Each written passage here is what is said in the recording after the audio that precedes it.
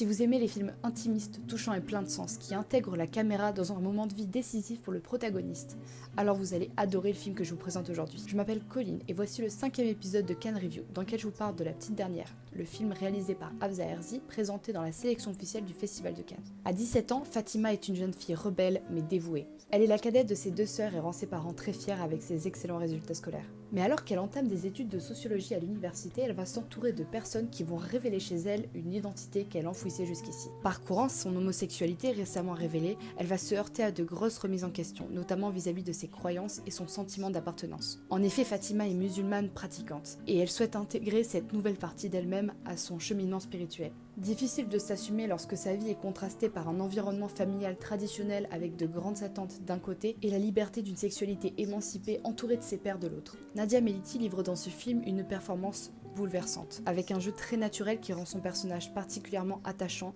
et dont la quête de sens devient très touchante. Cette jeune actrice révélée lors d'un casting sauvage remportera même le prix d'interprétation féminine pendant le festival et c'est amplement mérité. C'est un film touchant et frais qui vous fera sourire et peut-être même décrocher une petite larme. Malgré le sujet traité qui n'est pas simple, le récit garde une certaine légèreté qui fait du bien. La Petite Dernière, ça sort le 22 octobre au cinéma et en attendant on se retrouve très bientôt pour le prochain épisode de Cannes Review.